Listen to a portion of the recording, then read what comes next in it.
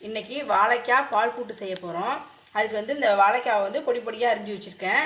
அதில் கொஞ்சோண்டு சின்ன வெங்காயம் போட்டு இது வேகிற அளவுக்கு தண்ணி ஊற்றி மூடி வச்சிடணும். கொதிச்சிருச்சு. இப்போ இந்த கூட்டுக்கு தேவையான சாம்பார் தூள் ரொம்ப குறைச்சலாக தான் போடணும். ஒரு 1/4 ஸ்பூன் போட்டால் போதும். கூட்டுக்கு தேவையான கல் உப்பு,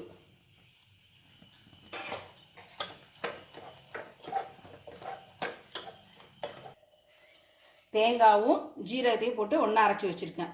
இப்போ வாழைக்காய் வெந்ததும் போட்டு ஒரு கொதி விடணும். காமிக்கிறேன். வாழைக்காய் வெந்துருச்சு. இப்போ அரைச்சி வச்சா தேங்காயும் ஜீரகத்தையும் ஒன்றா போட்டு அரைச்சதோ இதில் போடணும்.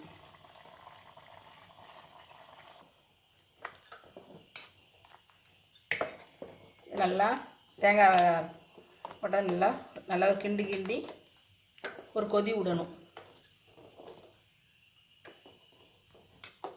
நல்லா கொதிச்சு வந்துருச்சு. இப்போ அதை ஆஃப் பண்ணிடணும். அடுத்து தாளித்து கொட்டணும். இப்போ தாளித்து கொட்ட போகிறோம். அதுக்கு கொஞ்சம் தேங்காய் எண்ணெய் ஊற்றணும். தேங்காய் எண்ணெய் ஊற்றினா தான் நல்லா வாசனையாக நல்லாயிருக்கும். இல்லை உங்கள்கிட்ட என்ன இருக்கோ அந்த எண்ணெயை ஊற்றிங்க. கடுகு,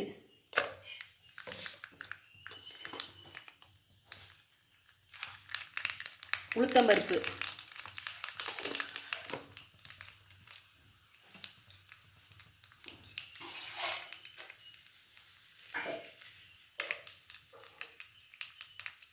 கருவேப்பிலை,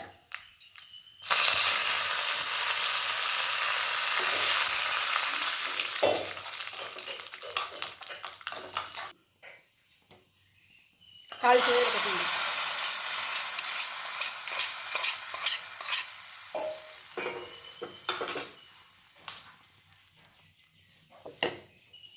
அவ்வளோதான். ஒரு கிண்டி